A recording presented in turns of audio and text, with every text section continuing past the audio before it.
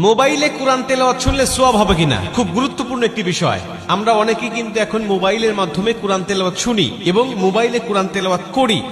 মোবাইলে কোরআন তেলাওয়াত যদি আপনি না পড়তে পারেন বা কুরআনুল কারীম যদি আপনি না পড়তে পারেন, তাহলে কুরআনুল কারীম শুনবেন বা কোরআন পড়তেও পারেন, আবার মোবাইলেও মাধ্যমে শুনবেন, তাহলে আপনার সওয়াব হবে কিনা খুব গুরুত্বপূর্ণ একটা বিষয়। আজকে অধিকাংশ ইয়াং যারা, তারা বেশিরভাগ কুরআনুল কারীমের তেলাওয়াত তারা মোবাইলের মাধ্যমে শোনে। এটা খুবই ভালো বিষয় যে আজকে যুবকেরা গান বাজনা ছেড়ে দিয়ে বিভিন্ন নাটক সিনেমা এগুলো বাদ দিয়ে তারা কুরআনুল কারীমের তেলাওয়াত শুনছে। রাত্রিবেলায় কোরআন তেলাওয়াত শুনতে শুনতে অনেকেই ঘুমিয়ে যাচ্ছে। আর কোরআন তেলাওয়াত শুনলে আপনার সওয়াব হবে কিনা এ ব্যাপারে আল্লাহ পাক স্বয়ং নিজে কুরআনুল কারীমের মধ্যে উত্তর দিয়েছেন। আল্লাহ বলছেন, ওয়াইদা কুরিয়াল কুরআনু ফাসতামিউ লাহু ওয়া আনসিতু লাআল্লাকুম তুরহামুন। আল্লাহ পাক বলছে, যখন কুরআনুল কারীমের তেলাওয়াত হয় তখন তোমরা চুপ থাকো, তোমরা কথা বলো না। ওয়াইদা কুরিয়াল কুরআনু ফাসতামিউ লাহু ওয়া আনসিতু লাআল্লাকুম তুরহামুন, এবং মনোযোগ সহকারে তোমরা শ্রবণ করো, আশা করা যায় যে আল্লাহ পাকের রহমত তোমাদের উপর বর্ষিত হবে।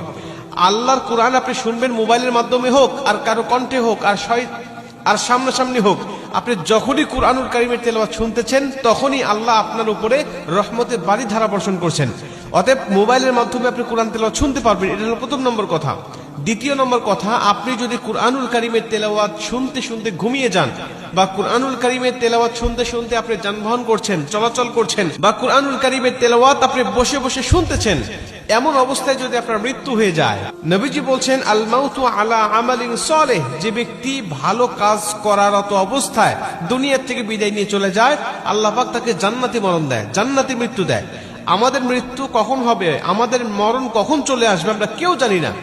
আল্লাহ যদি আমাদের ভালো কাজ করারত অবস্থায় মৃত্যু দেয়, অর্থাৎ কুরআনুল কারীমের তেলাওয়াত শোনা অবস্থায় আপনার মৃত্যু হয়ে গেছে, অথবা কুরআনুল কারীমের তেলাওয়াত শুনে আপনি ঘুমিয়ে গিয়েছেন, ওই ঘুমের ঘরে আপনার মৃত্যু হয়ে গেছে, নবীজি সাল্লাল্লাহু আলাইহি ওয়াসাল্লাম বলছেন যে আল্লাহ পাক তাকে জান্নাতি মরণ দিবে।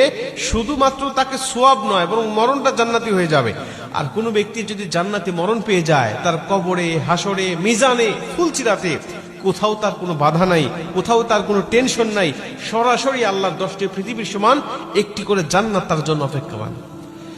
মুসলমান ভাইরা আমার, এজন্য আল্লাহ পাকের কুরআনুল কারীমের তেলাওয়াত আপনি করবেন। যদি কুরআনুল কারীমের তেলাওয়াত করার পাশাপাশি কুরআনুল কারীমের তেলাওয়াত আপনি শুনতে চান, তাহলে অবশ্যই আপনি কুরআনুল কারীমের তেলাওয়াত আপনি শুনতে পারবেন।